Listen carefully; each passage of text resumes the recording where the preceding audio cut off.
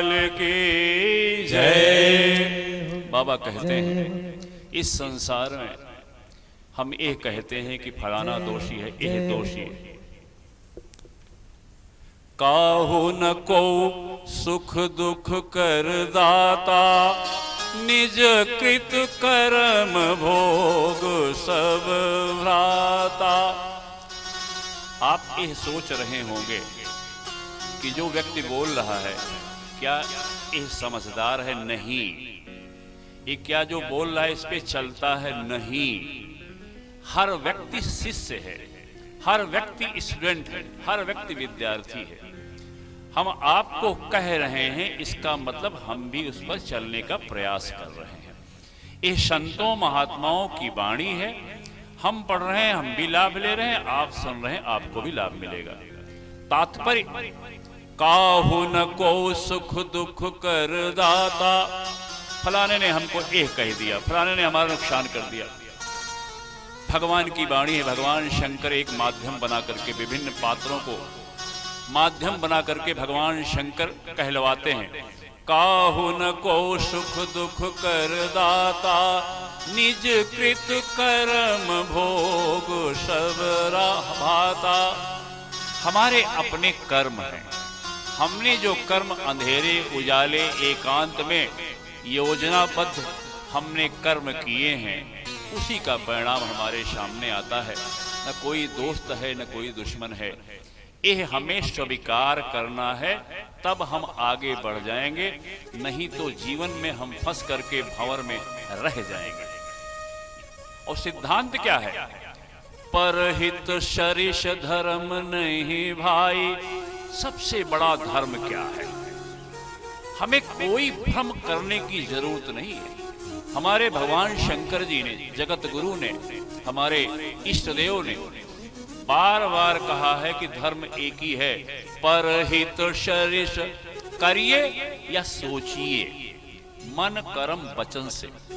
अगर नहीं हो पा रहा है तो मत सोचिए, मत करिए, लेकिन अच्छा सोचिए। अच्छा नहीं कर पाएंगे, भगवान करवाएंगे अच्छा। तो परहित का दूसरों के विषय में भला करना, दूसरों की भलाई के विषय में सोचना, यही सबसे बड़ा धर्म है। इसमें भ्रम नहीं होना चाहिए। और सबसे बड़ा पाप क्या है? पर पीड़ा सम नहीं अघमाई। दूसरों को, दूसरे जीवों को, दूसरे व्यक्ति को, पड़ोसियों को, ग्राम निवासियों को, अपने धन कुल परिवार, इन सब के कारण अहंकार में हम किसी को अगर दुख दे रहे हैं अपने वाणी से, अपने मन से, अपने धन से, तो यही सबसे बड़ा पाप है। बहुत सारांश में भगवान श्री राम कहते हैं, परहित बस जिनके मन माही। दूसरों के हित के विषय में जो सोचते हैं, करते हैं, या उनके मन में है कि दूसरों का भला करें, तिन्ह कहूं जग दुर्लभ कछो नाही। उनको इस संसार में कुछ भी दुर्लभ नहीं है, अपने आप मिलेगा। यह भगवान की वाणी है, जिनके जो हमारे इष्ट देव हैं। भगवान श्री राम शबरी प्रसंग में कहते हैं, कह रघुपति, ओह कह रही कि मैं छोटे कुल की हूं, छोटे वंश की हूं। वो कह रहे हैं नहीं माता। शबरी जी को माता कह रहे हैं। कह रघुपति सुनु भामिनी बाता। हे सुंदरी, इतनी बूढ़ी है, मरणासन है, जीवन बीत गया, लेकिन भगवान उनको अंदर से सुंदर है। शक्ल तो आज जो है वो कल नहीं रहेगी, लेकिन जो आपका आचरण है वो जीवन पर्यंत रहता है, वही आपका स्वरूप है। कह रघुपति सुनु भामिनी बाता, मान हुए एक भगति कर नाता। हमसे लोगों के एक ही संबंध है, वो भगति का। और भक्ति क्या है? भक्ति स्वतंत्र सकल सुख कानी, बिनु सत्संग न पावहि प्राणी। आप अकेले में प्रयास करेंगे, भ्रम में आ जाएंगे। तो इस सत्संग के माध्यम संतों की वाणियां आपके सम्मुख प्रस्तुत होती हैं। भगवान शंकर जी की वाणी है। और आगे कहते हैं, जाति पाति कुल धर्म बड़ाई, धन बल परिजन गुण चतुराई, इनका हमारे लिए कोई महत्व नहीं है। जाति का, पाति का, कुल का, धर्म का, धन कितना है, बल कितना है, परिवार कितना है, कितना गुणी है, कितना चतुर है, हमारे लिए ये महत्वपूर्ण नहीं है, ये व्यर्थ है। इस संसार से जाने के बाद यह जीरो हो जाता है। हमारे साथ क्या रहता है? परहित। परिणाम तो हमको एक अच्छे कुल में जन्म मिलता है, भक्त परिवार में जन्म मिलता है। भगवान श्री कृष्ण कहते हैं कि इस ब्रह्मांड में सबसे दुर्लभ है भक्त परिवार में जन्म और भक्त होना। यह बार बार हमारे सामने कहा जाता है, यह बार बार संकेत सारे ग्रंथ हमको यही दे रहे हैं। अब हम प्रसंग में प्रवेश करते हैं। आपने देखा था कि जब यह कथा प्रारंभ हुई थी तो 6 प्रश्न पूछा था शौनक जी ने सूत जी से। शौनक जी कौन है? ब्रह्म ज्ञानी है, परम सिद्ध हैं, लेकिन जिसको पाते हैं संतवत प्राणी को, उसको गद्दी बिठा देते हैं और सत्संग सुनना शुरू कर देते हैं।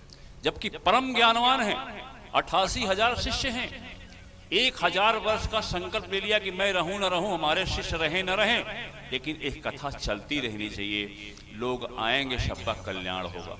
उन्होंने पूछा था 6 प्रश्न।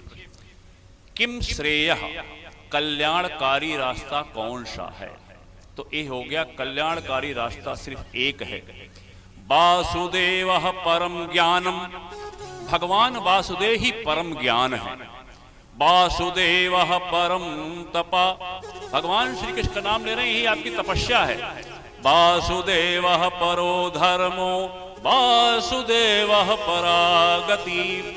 भगवान श्री कृष्ण में सब कुछ समाया हुआ है, इसलिए भगवान कृष्ण के विषय में समझना और समझ करके उनको प्राप्त होना, यही सबसे बड़ा कल्याणकारी रास्ता है। ये खत्म हो गया था।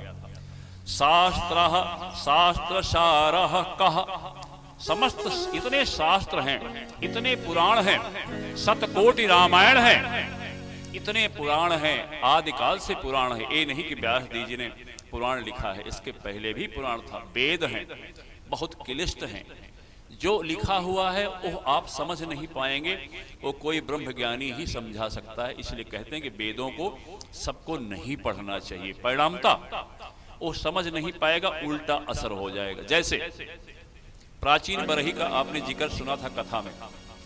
प्राचीन बरही को काल नेमी जैसे दुष्ट राक्षस पुरोहित धर्म ग्रहण करके उनको समझा दिया, बलि करो, जीवों की हत्या करो, इनको बलि चढ़ाओ, तुमको स्वर्ग मिल जाएगा। परिणामतः क्या हुआ? वो तो भगवान की कृपा थी। देवर्षि नारद आए, कोई संत महात्मा आए, समझाए कि तुम तो नरक के गामी हो रहे हो। देखो सारे पशु पक्षी ये सब इंतजार कर रहे हैं, उनकी सींगें तलवार जैसी हैं। जिस समय आप शरीर त्यागेंगे, लाखों करोड़ों बस ये सारे जीव आपको छेदेंगे, आपके शुभ शरीर को। कहने का तात्पर्य, हमें शास्त्र का सार क्या है? वो है श्रीमद् भागवत और स्व अवतार प्रयोजनम। भगवान के अवतार का प्रयोजन क्या है? भगवान के अवतार का प्रयोजन है, जब जब हो ही धर्म कर हानि, बाढ़हि असुर अधम अभिमानी, करहि अनीति जाय नहीं बरनी, सीधहि विप्रधेनु शूर धरनी। जब जब भगवान की लीला है, खुद असुर बनाते हैं, खुद असुर बढ़ाते हैं, फिर लीला करके उनका नाश करते हैं। वो वास्तव में भगवान अपने भक्तों के लिए आते हैं। जैसे आपके सामने कहा गया, कल यह जिक्र हो रहा था, शेष गणेश महेश दिनेश, सुरेश हूँ जाहि निरंतर ध्यावे। शेष गणेश महेश दिनेश मतलब सूर्य भगवान, सुरेश हूँ जाहि निरंतर, जिनको ध्यान लगाते हैं फिर भी ध्यान में नहीं आते। जाहि अनादि अनंत अखंड, जो ब्रह्मज्ञानी हैं वो बताते हैं कि अनादि हैं, अनंत हैं, अखंड हैं, अभेद हैं, ऐसा सबको बताते हैं। और यही नहीं, नारद से सुख व्यास रहे, नारद जी, सुखदेव जी, व्यास जी जैसे बड़े बड़े सिद्ध संत पतिहार तो पुनि पार न पावे, कोई पार नहीं पा पाया। शेष गणेश, अब वही भगवान